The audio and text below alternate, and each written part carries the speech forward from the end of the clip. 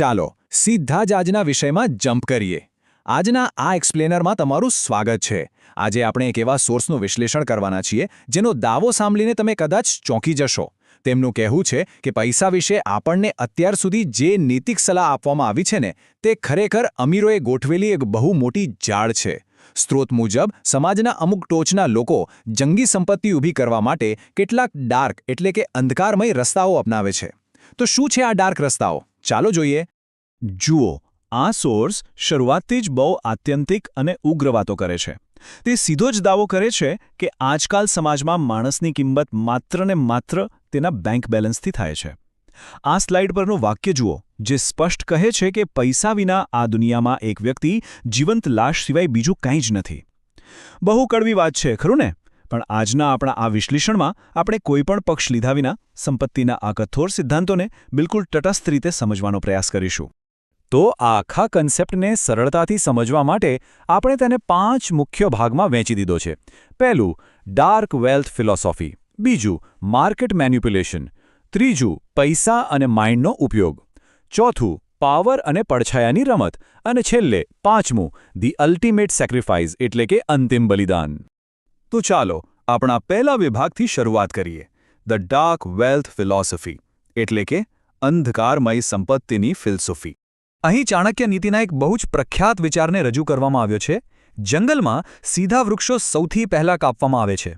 હવે સ્ત્રોત આનો અર્થ કંઈક એવો કાઢે છે કે જો તમે બધે જ સારા બનવાનો પ્રયાસ કરશો તો લોકો બહુ સરળતાથી તમારો ફાયદો ઉઠાવશે અને તમને ખતમ કરી દેશે. તેમના મતે એક મોટું આર્થિક સામ્રાજ્ય ઊભું કરવું હોય ને તો શરૂઆત બહારથી નહીં પણ પોતાની અંદરથી કરવી પડે છે, એક અત્યંત ક્રૂર આંતરિક પરિવર્તન લાવીને. આ વાતને વધુ સ્પષ્ટ રીતે સમજવા માટે ગરીબ માનસિકતા અને માસ્ટરમાઇન્ડ માનસિકતા વચ્ચેનો તફાવત જુઓ. સોર્સનું કહેવું છે કે દુનિયામાં બધાને ખુશ રાખવાનો પ્રયત્ન કરવો એ સૌથી મોટી ગરીબ વિચારસરણી છે. સાચો માસ્ટરમાઇન્ડ બનવા માટે તમારે અચ્છાઈ કા કત્લ કરવું પડે, એટલે કે પોતાની અંદરની ભલાઈને મારી નાખવી પડે. તમારે એકદમ પથ્થરદિલ અને માત્ર ને માત્ર ગણતરીથી જ કામ લેતું એક મશીન બનવું પડે છે. હવે તમે વિચારતા હશો કે આ 50નો આંકડો શું છે? સોર્સની દલીલ એવી છે કે એક સાચો માસ્ટરમાઇન્ડ 10 રૂપિયા ખર્ચતી વખતે ક્યારે અફસોસ નથી કરતો કે રડતો નથી. તેના બદલે તે બહુ ઠંડા કલેજે ગણતરી કરે છે કે આ 10 રૂપિયા રોકીને તે 50 રૂપિયા કેવી રીતે પાછા લાવશે. ટૂંકમાં પૈસા સાથે કોઈ જ ઇમોશનલ એટેચમેન્ટ નહીં. સંબંધો કરતાં પ્રોફિટને સૌથી ઉપર રાખવાની આ ફિલસૂફી છે. હવે આગળ વધીએ આપણા બીજા વિભાગ તરફ, બજારમાં હેરફેર. એટલે કે માત્ર મહેનત કરવાને બદલે બજાર પર પ્રભુત્વ મેળવવાની આક્રમક વ્યૂહરચનાઓ.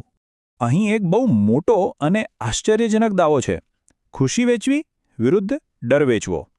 સ્ત્રોતનું કહેવું છે કે લોકો થોડી ઘણી ખુશી મેળવવા માટે બહુ નાની રકમ ચૂકવશે, પણ જો કોઈ ઊંડા દર્દને મટાડવાની કે કોઈ ડરથી બચવાની વાત હોય ને તો લોકો પોતાની પાસે જે કંઈ પણ છે તે બધું જ આપી દેવા તૈયાર થઈ જાય છે.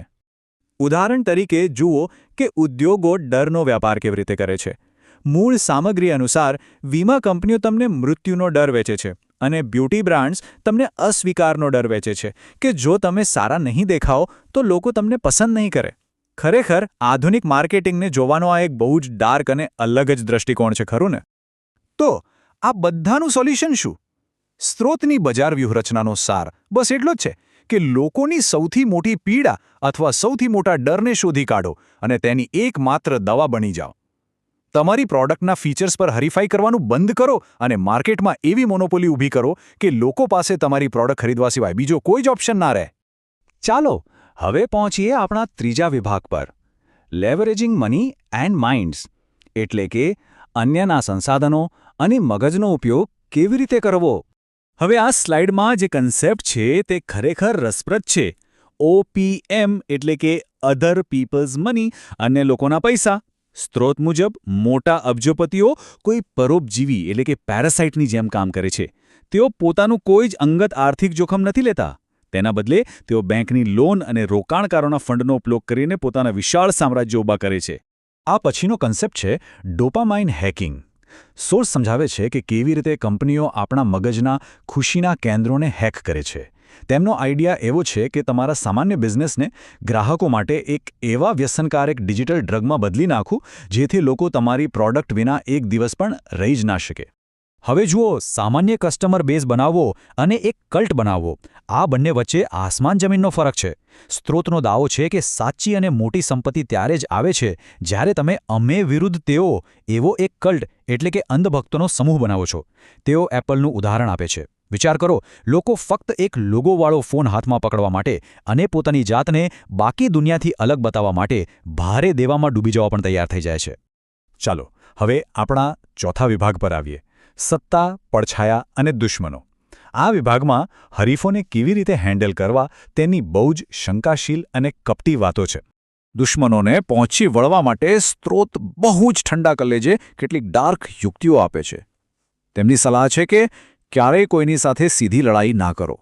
બસ બે હરીફોના મનમાં એકબીજા વિરુદ્ધ ઝેર ભરી દો, તેમને અંદરોઅંદર લડવા દો, એકબીજાના બિઝનેસને ખતમ કરવા દો, અને જ્યારે તેઓ બંને સંપૂર્ણપણે તૂટી જાય ને ત્યારે એકદમ શાંતિથી જઈને તેમના ખંડેર પર પોતાનો કબજો જમાવી લો. આ સરખામણી બહુ ઇન્ટરેસ્ટિંગ છે. જાહેર પ્રસિદ્ધિ મેળવવી વિરુદ્ધ પડદા પાછળથી શાસન કરવું. સોર્સ માને છે કે આ જે ફેમસ થવાની ઈચ્છા છે ને તે ગરીબ માણસનો નશો છે. પબ્લિકમાં ફેમસ થવાથી તમે માત્ર દુશ્મનોને જ આમંત્રણ આપો છો. તેના બદલે એક સાચા માસ્ટરમાઇન્ડની રણનીતિ હંમેશા અદૃશ્ય રહેવાની હોય છે. બિલકુલ પડદા પાછળ રહીને આખી ગેમ કંટ્રોલ કરવાની. આ જ વાતને સાબિત કરતું આ બહુ જ પાવરફુલ ઉદાહરણ જુઓ.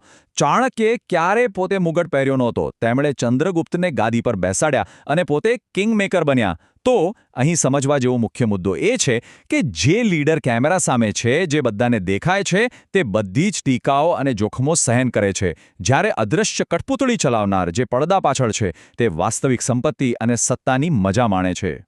અને હવે આજના આપણા એક્સપ્લેનરનો છેલ્લો અને પાંચમો વિભાગ, ધી અલ્ટિમેટ સેક્રિફાઇસ એટલે કે અંતિમ બલિદાન. સ્ત્રોતનો ફાઇનલ નિષ્કર્ષ એ છે કે અઢળક સંપત્તિ કમાવવાના આ ડાર્ક રસ્તા માટે તમારે બહુ જ મોટી કિંમત ચૂકવવી પડે છે. એક વેલ્થ જનરેટિંગ મશીન બનવા માટે તમારે તમારું સંપૂર્ણ અંગત જીવન, તમારા મિત્રો, તમારા વીકેન્ડ, તમારી ઊંઘ અને તમારી માનસિક શાંતિ, આ બધાનું જ બલિદાન આપવું પડે છે. તમારે દર્દ અને થાક પ્રત્યે એકદમ સંવેદનહીન એટલે કે નમ્બ થઈ જવું પડે છે. તો આ બધું સમજ્યા પછી આપણે આજના એક્સપ્લેનરના અંતિમ વિચાર પર આવીએ છીએ. અહીં એક બહુ જ મોટો અને ઊંડો પ્રશ્ન ઊભો થાય છે. શું ખરેખર અંતિમ આર્થિક શક્તિ અને સત્તા મેળવવા માટે માણસે પોતાની માનવતા અને શાંતિનું બલિદાન આપવું કમ્પલસરી છે? આપણે આ વિવાદાસ્પદ સ્ત્રોતના વિચારોને તમારી સામે એકદમ સ્પષ્ટ અને તટસ્થ રીતે મૂકવાનો પ્રયાસ કર્યો છે. હવે આ સવાલ તમારા માટે છે. સંપત્તિના આ આત્યંતિક રસ્તાની સાચી કિંમત વિશે વિચારજો જરૂર. આજના આ વિશ્લેષણમાં જોડાવા બદલ તમારો ખૂબ ખૂબ આભાર. શીખતા રહો અને હા, વિચારતા રહો.